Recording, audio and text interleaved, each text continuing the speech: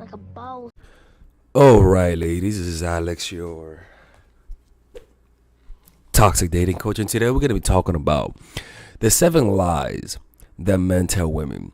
Now, on the other channel, I made a video about the 10 lies that women tell men. I could have kept going for infinity, to be quite honest with you, but us men, we don't lie that much. But I decided to also make the counter video for women. Okay. Now some of you guys might say, "Oh hell no! You gotta make a video about what the 1,000 lies that guys tell fucking women." Calm the hell down, Melissa. Okay. These are the main lies that that you will encounter if you're dating guys. It goes from level of importance to not that important, but the first few are definitely important. And as you go down, you know, it's not that they're not important, but the first few are like the most important lies that you guys got to watch out for.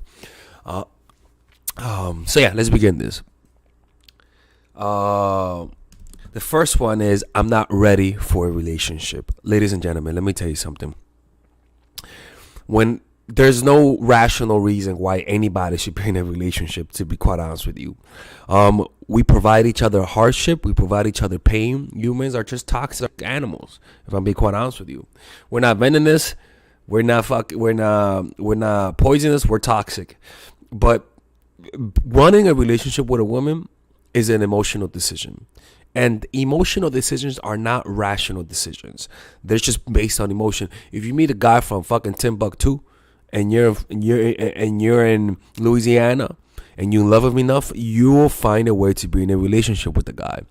But as soon as you stop loving him, you all of a sudden wake up and realize that this motherfucker is in Timbuktu. Okay, so it's not a rational decision. So when the guy says he's not ready, what that means is that he's not ready for you. Okay, he can meet another woman and he has a completely different experience with her, and he'll be ready for her, but not you. Anytime a guy that says he's not ready, just leave. Girl, you better leave that guy. Oh, Father Alex is talking seductively to us. Yeah, ladies and gentlemen. So yeah, man, I'm not ready yet. Just means I just don't like you that much. Because every relationship that you have with people have a limit. And in order to want a relationship with you, the guy has to like you at a certain level. But so if that guy requires an 85 to be in a relationship with you from 1 out of 10, from 1 out of 100, and he likes you at a 75, he likes you, but doesn't like you that much. No matter how long you wait, he's never going to get to that 10, to that 85 to want to be in a relationship with you.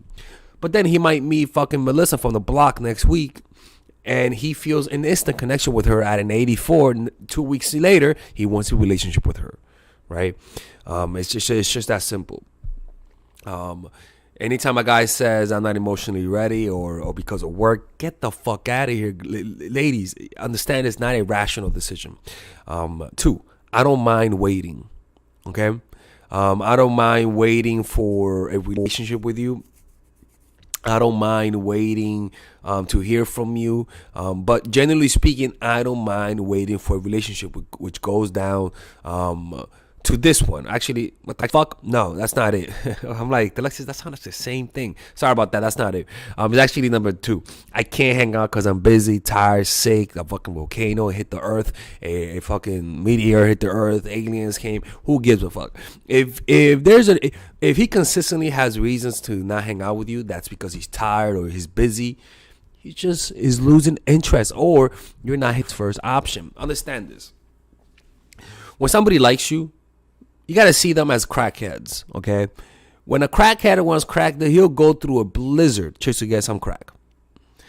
Why? Because what's motivating his action is dopamine. And dopamine, whenever you think you could get something that could be rewarding, will give you the energy to do that thing. So if you're too tired to meet a guy, it's just your brain saying, bitch, we don't have enough dopamine for this nigga. We don't like him. Don't meet him. We're not even going to give you the energy to meet this guy. But when you like the guy, right, and you meet your Tyrone, all of a sudden you have all the energy in the world to meet that motherfucker, right? Because your body wants him. So when a guy has an excuse, he's too busy to talk, too busy to text, all that kind of stuff, it just means he doesn't like you too much. Next one, I'm a bad texter. Ladies and gentlemen, that just means he's preparing to bullshit you, okay? Don't believe that bullshit, okay? All right? Don't believe that bullshit, all right? Anytime a guy says I'm a bad texter and that's why it takes me so long to text you back, he's bullshitting you, all right? Next one, hiding female friends. Actually, when a guy hides his female friends from you, studies show that 53% of people who had affairs reported doing it with a close personal friend. Okay, and those guys usually hide those females from you, or it might be in plain sight. And that's why I recommend women not to keep exes as friends, or not to have too many male friends if unless it's your job, right?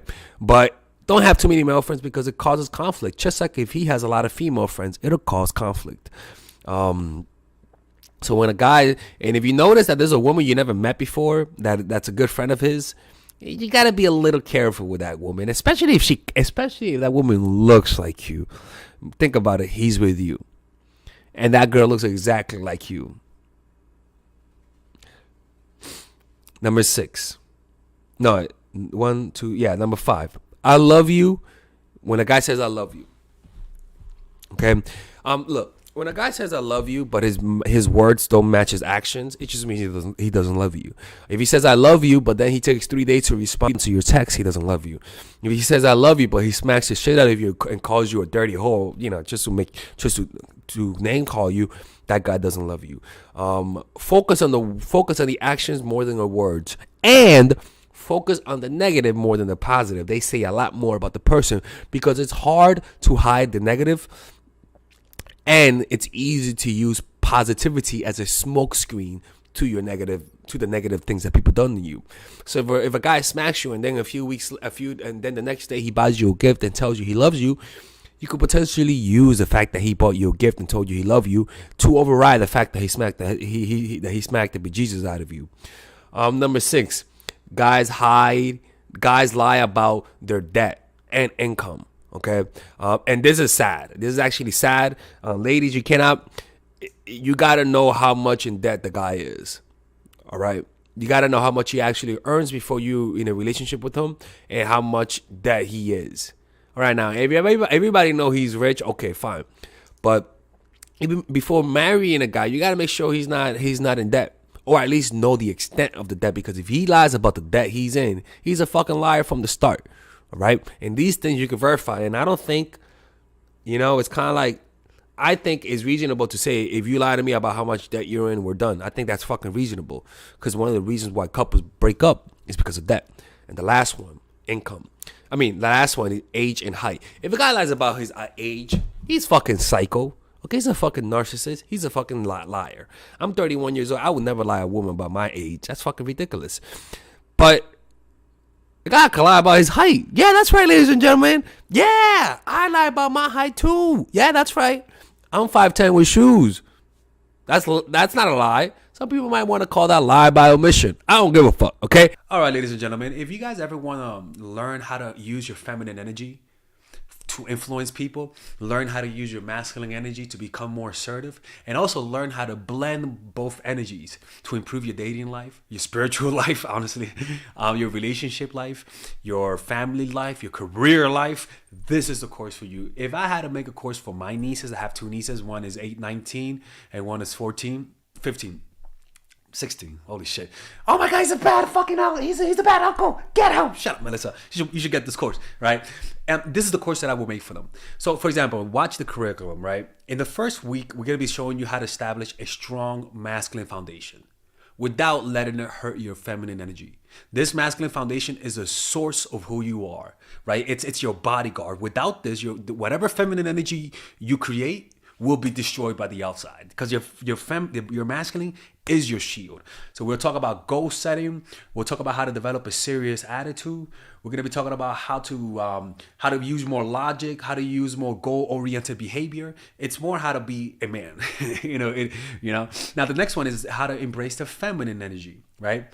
This one would teach you about how to minimize excessive masculine traits, developing self-awareness, healing abundant feminine energy, regulating your emotion, mastering voice qualities and facial expressions, surrendering control, and allowing pain to be felt. This is honestly, this will supercharge, like Kaioken, your masculine energy. After that, we have femininity in the workplace and how to be feminine in the workplace without letting people take advantage of you, and the nuances of how women on power should behave versus women who are subordinates in the workplace, and even the dress code. This is based on psychology, people. It's kind of insane. I'm actually excited about this one. The next week, we talk about navigating the labyrinth of male and female friendship. And this, a lot of women find confusing, so we talk about that. And how to identify envious friends, how to identify the good friends, how to keep male friends, and how to keep female friends. Week 5, we talk about how to release the burden of the past and stop and destroy mental projections. This is actually really powerful. And then week 6, we talk about how to increase your observational power so that you could read people better. And we have a bunch of bonuses. The course starts at $99, and you guys can pre-order the course today at $69 before it goes out. If you're watching this, most likely I'm in the meditation retreat, so I will be praying for all of you guys.